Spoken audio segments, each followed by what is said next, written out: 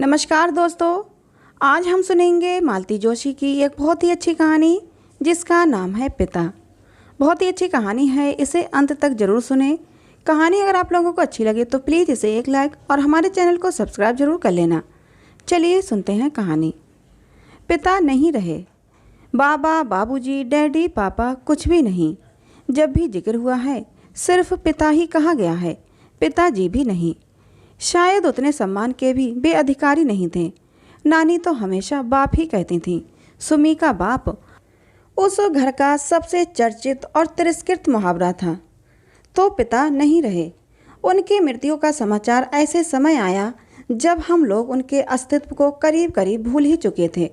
न चाहते हुए भी मेरे शांत जीवन सागर में कुछ तरंगें, कुछ हिलोरें आ गईं। मैं बेवजह उदास हो गई। यूं उदास होने के लिए पिता की मृत्यु एक खासी वजह थी, पर उस तरह का रिश्ता तो हम लोगों के बीच कभी रहा ही नहीं। मुझे तो उनकी शक्ल तक याद नहीं है, फिर भी मन उदास हो गया। शायद इसलिए कि इस दुखद समाचार को मन उस आंतरिकता के साथ गिरहण नहीं कर रहा था जो कि एक बेटी के लिए जायज़ है। मैं अन्नमनस्क सी हो रही थी और डर भी रही थी कि अगर शाम तक मेरा मूड ठीक नहीं हुआ तो साहब बहादुर आते ही शुरू हो जाएंगे। परेशान सी लग रही हो, क्या बात है? मैं कहती कुछ भी तो नहीं, मम्मी वगैरह तो सब ठीक है ना। अभी इतवार को ही तो दीदी का फ़ोन आया था। फिर क्या बात है? चेहरा इतना उतरा हुआ क्यों है? कुछ नहीं, बस थक गई हूँ। आजकल जल्दी थक जाती हूँ। चलो चेकअप करवा लेते हैं। नहीं, अभी इतनी नौबत नहीं आई, मैं तंग आकर कहती हूँ। तब जाकर ये जिरह बंद होती है। गुस्सा आता है कि जरा सी बात भी इनकी नज़रों से नहीं छिपती। कई बार तो चिढ़कर कह देती हूँ, क्या मुसीबत है, इस घर में कोई मन भरकर उदास भी नहीं हो सकता। उदास होने पर पाबंदी नहीं है डार्लिंग, ये मुझे अपने पास खींचकर कहते हैं। I just want to share it and I want to enjoy it all by myself. वो हंस देते हैं, एकदम स्वच्छ निर्मल हंसी। और हंसने की तो बात है ही, उदासी भी कोई एंजॉय करने की चीज़ है।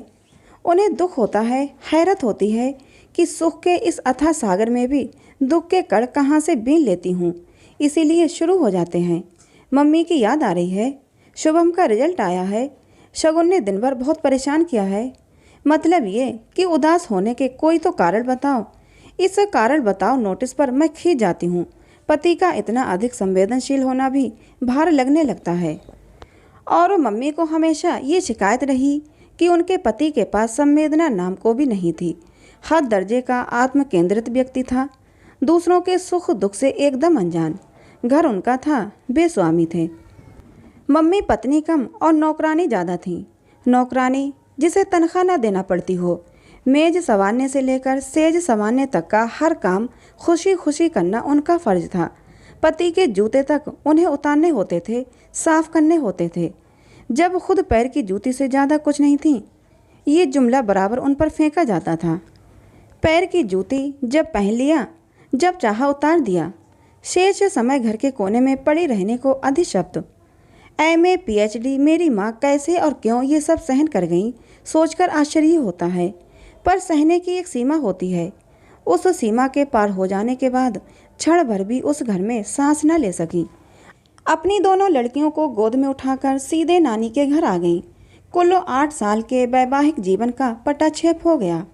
उस समय दीदी 5 साल की और मैं महज 2 साल की थी। इसलिए मेरे मन में न पिता की और न पिता के घर की कोई स्मृति बाकी है। भाई के घर में हमेशा निभाव होना कठिन था, मम्मी इस बात को जानती थी। इसीलिए सुविधा और संयोग ही उन्होंने अपना स्थानांतरण भोपाल करवा लिया। आते समय नानी को भी साथ लेती आईं ताकि उनके पास लड़कियों को छोड़कर निश्चिंता से नौकरी कर सकें। जब से होश संभाला, नानी को सदा अपने पास ही पाया है। मम्मी की व्यथा कथा भी उन्हीं से सुनी है। नहीं तो मम्मी ने तो बच्चों के सामने वो अध्याय कभी खोला ही नहीं। न कभी पिता की निंदा की, न उन्हें याद किया। नानी ही जब तब उन्हें कोसने लगती तो वो थके स्वर में कहती, अब वो रहने दो अम्मा, तुम अपनी जबान क्यों गंदी करती हो।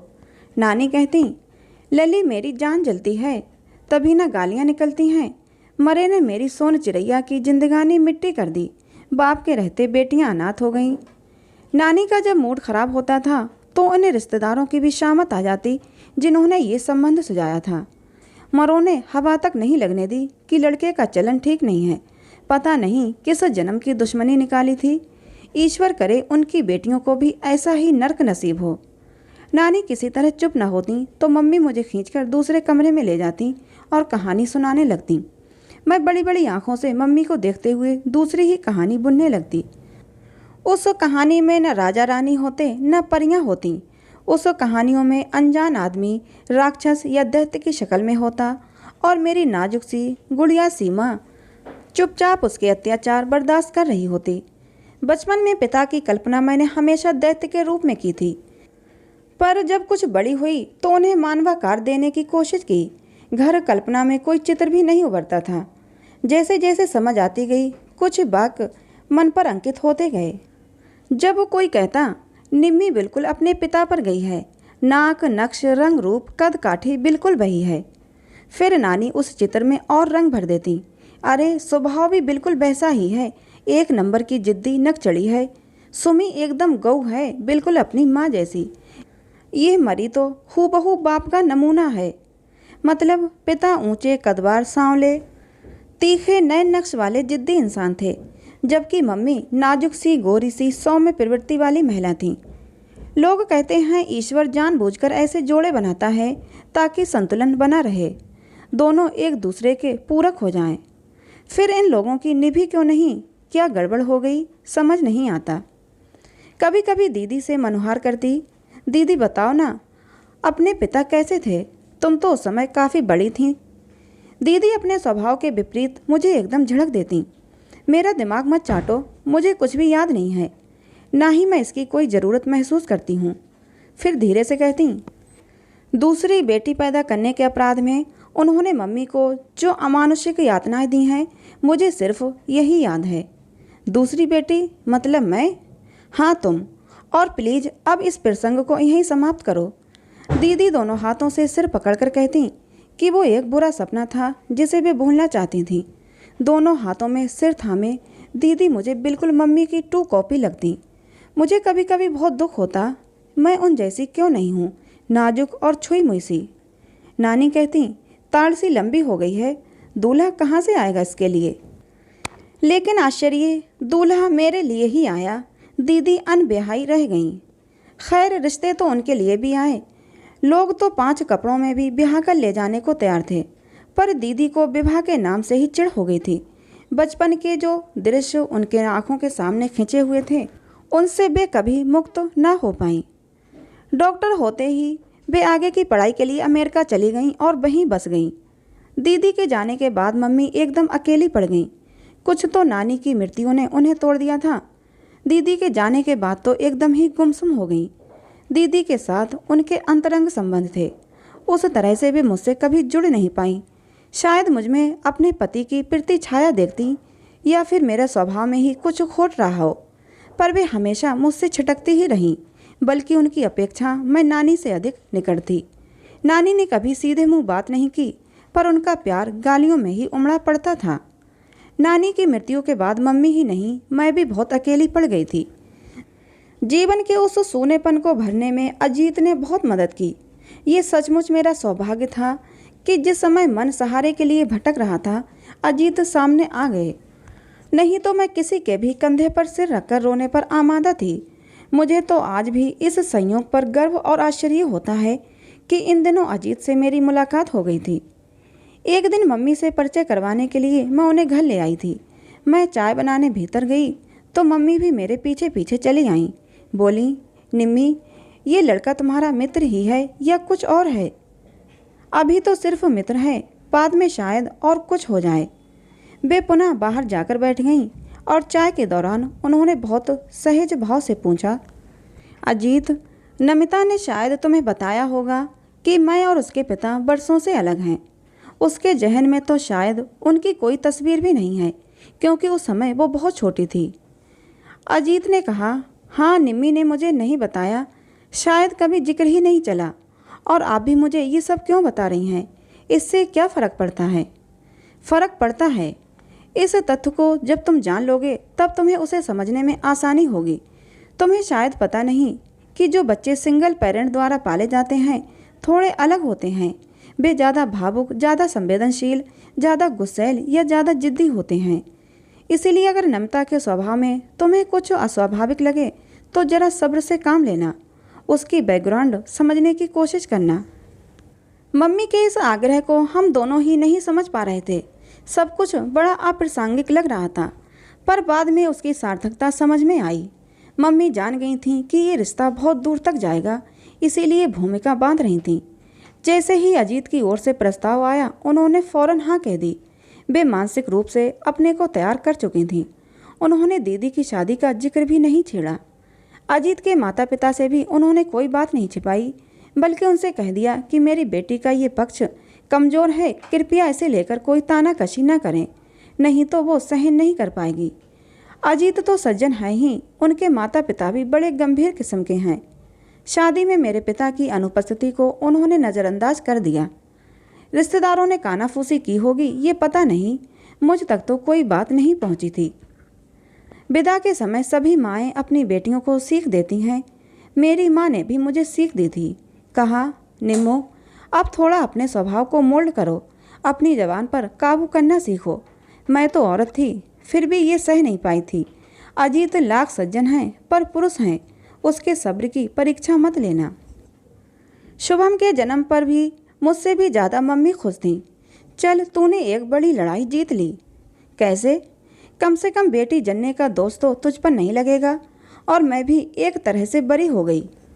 नहीं तो कहने को हो जाता, माँ की कोख में भी बेटियां ही थीं, बेटी भी इतिहास दोहरा रही है। उस समय मैंने जाना कि इस लांछन का घाव उनके अवचेतन में अब भी ताज़ा है। 2 साल पहले एक फ़ोन आया था। दीदी उन दिनों यूएसए से आई हुई थी। उनसे मिलने मैं भी मम्मी के पास पहुंच गई थी। फ़ोन मैंने ही उठाया था। हेलो, कौन? सुमी बोल रही है। जी नहीं, मैं निम्मी हूँ, नमिता। मैं तुम्हारा गोविंद चाचा बोल रहा हूँ। तुम तो शायद पहचानोगी भी नहीं, सुमी होती तो पहचान लेती। ज़रा अपनी मम्मी को फ़ोन देना। मम्मी कॉलेज गई हुई थी, मैंने दीदी को पकड़ा दिया। बोली, कोई गोविंद चाचा हैं। दीदी का चेहरा एकदम तन गया था। बड़ी ही रूखी आवाज़ में उन्होंने कहा, यस, सुमिता हियर। उस तरफ से क्या बात हुई पता नहीं। दीदी ने तल्ख अंदाज में कहा, मतलब हमारे पिता अभी मौजूद हैं। This is a news for us. मेरी माँ ने तो अरसे पहले अपने सारे सौभाग्य अलंकार उतार दिए हैं। हमारे लिए तो पिता का अस्तित्व कब से शेष हो गया है। Anyway, thanks for calling. और फिर दीदी ने रिसीवर पटक दिया। मैंने प्रशंसार्थक नज़रों से देखा। श्रीमान को कैंसर हो गया है, सिरोसिस ऑफ लिवर। इसीलिए बीबी की याद आ गई है, क्योंकि बीमारी में सेवा भी चाहिए और पैसा भी। मैं बोली, वो जो एक और थी वो कहाँ गई? एक होती तो रुकती, यहाँ तो अनेक थीं। डूबते जहाज पर कौन ठहरता है? मम्मी को बताओगी? बताना तो पड़ेगा, पर एक बात तय है, अगर वे उस आदमी के पास दोबारा गईं तो हम दोनों उनसे कभी कोई संबंध नहीं रखेंगे। लेकिन दोबारा फ़ोन आया तो मम्मी क्या मना कर पाएंगी? यू आर राइट, मम्मी में तो गट्स ही नहीं है, और वे लोग उनको इमोशनली ब्लैकमेल ज़रूर करेंगे। एक काम करते हैं, मैं उन्हें साल 6 महीने के लिए अपने साथ ले जाती हूँ। मामा की भी अभी खबर लेती हूँ। यहाँ का नंबर उन्होंने ही दिया होगा। यहाँ से जाकर पहला काम यही करूँगी कि वहाँ नया नंबर ले लूँगी, और वो सिर्फ तुम्हारे पास ही रहेगा। नहीं तो वे लोग मम्मी को वहाँ भी चैन से नहीं रहने देंगे। इसके बाद दीदी ने सांस नहीं ली। दौड़ धूप करके मम्मी का साल भर का वीज़ा बनवाया। वो तो मम्मी से कह रही थी कि नौकरी छोड़ दो, पर मम्मी नहीं मानी, लंबी छुट्टी ले ली। पिछले साल 1 महीने के लिए आई थीं, वीज़ा की अवधि बढ़ाकर फिर चली गईं। मम्मी के जाने के बाद मैं बिल्कुल अकेली पड़ गई थी। 8वें दिन फ़ोन पर बात होती है, फिर भी दूरी का एहसास नहीं जाता। 3 लोगों की हमारी छोटी सी दुनिया थी। वे दोनों तो अब भी साथ हैं, मैं ही अलग पड़ गई हूँ। मम्मी से शिकायत करती हूँ तो वो हंस देती हैं। पगली, तुम्हें अब हमारी क्या ज़रूरत है? तुम्हारी तो अब अपनी अलग दुनिया है। तुम्हें तो अब हमारी याद भी नहीं आनी चाहिए। ऐसा भी कहीं होता है क्या? मैं बोलती। आज सुबह 11 साढ़े 11 के करीब उन्हीं गोविंद चाचा का फिर फ़ोन आया था। इस बार सीधे मेरे पास ही आया था। मम्मी दीदी के पास थी और दीदी का नया पता और नया नंबर सिर्फ मुझे मालूम था। पिछली बार की तरह इस बार भी उन्होंने मामा से बात की होगी और उन्होंने ही मेरा पता और नंबर दिया होगा। मैं तुम्हारा गोविंद चाचा बोल रहा हूँ, पहचान रही हो ना? जी। एक खबर देनी थी। कहिए। तुम्हारे पिता नहीं रहे। चाहती तो दीदी वाला जुमला फिर से उछाल देती, पर इच्छा ही नहीं हुई।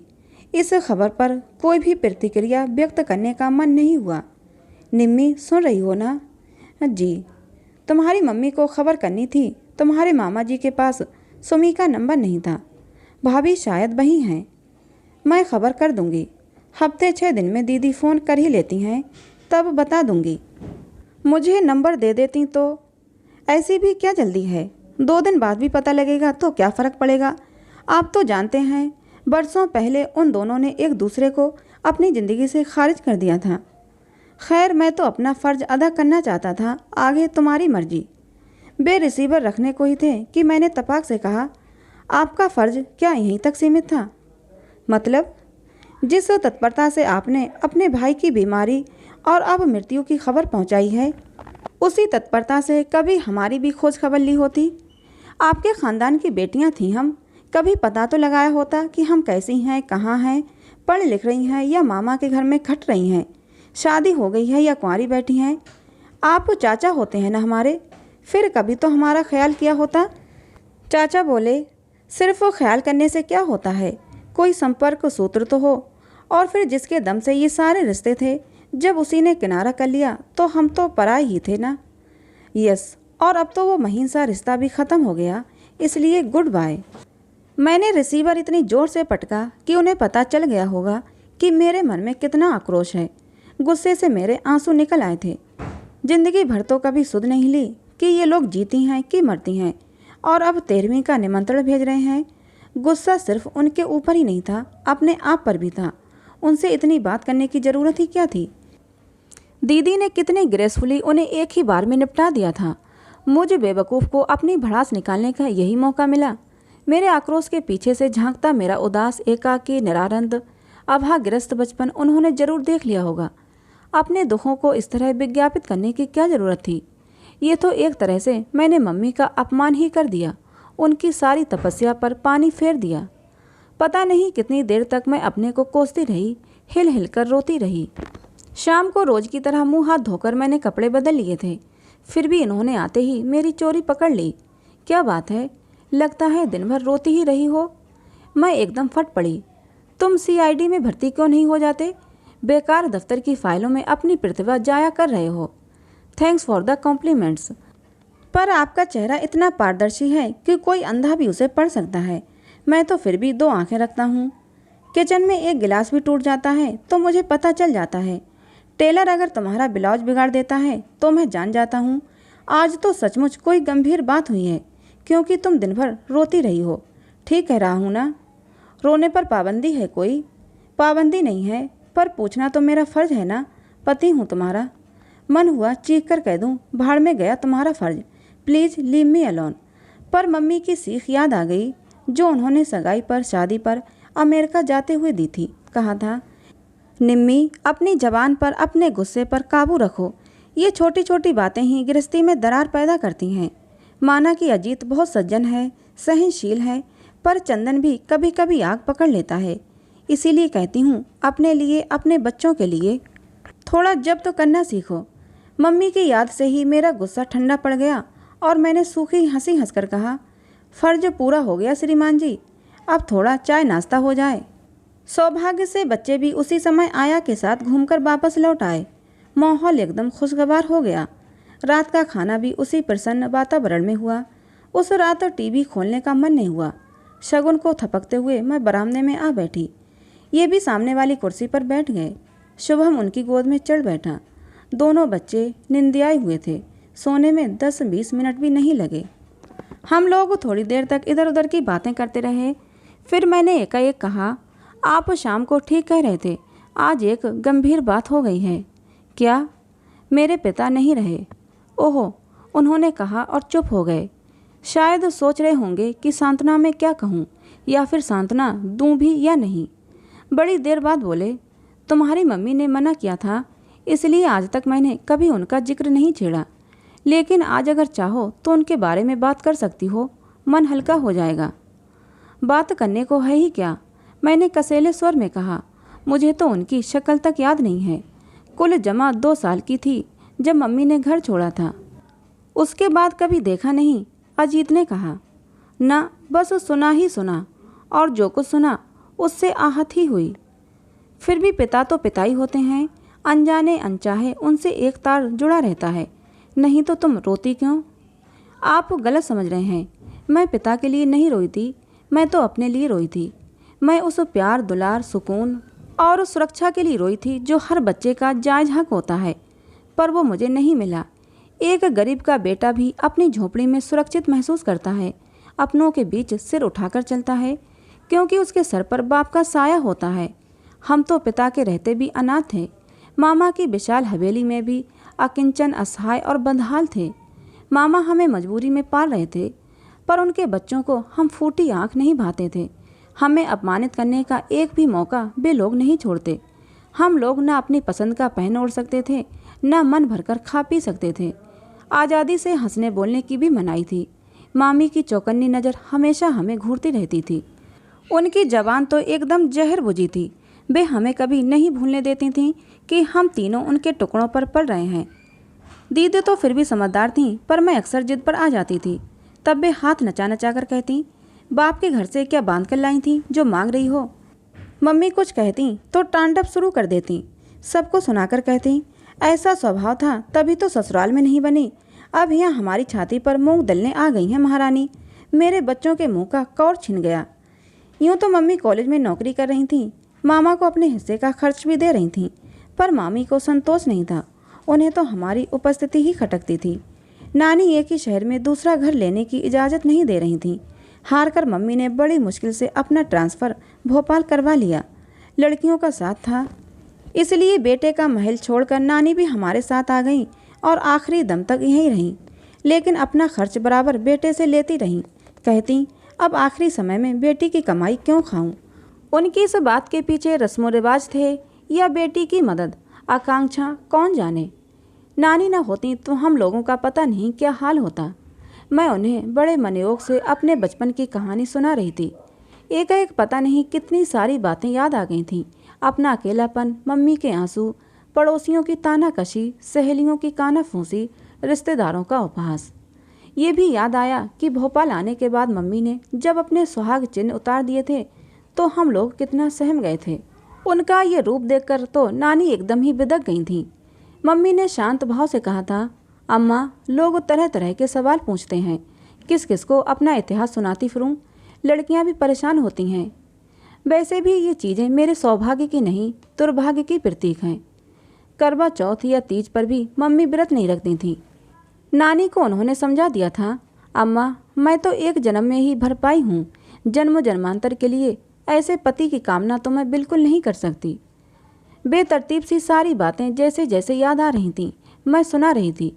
बरसों से मन में संचित गुबार लावे की तरह बह निकला। बिल्कुल रीत जाने के बाद मैं निष्पत सी कब तक बैठी रही, मुझे पता नहीं। कब उन्होंने शुभम को सुलाया, कब शगुन को मेरी गोद से उठा लिया, कब वे उठकर चले गए, मालूम नहीं पड़ा।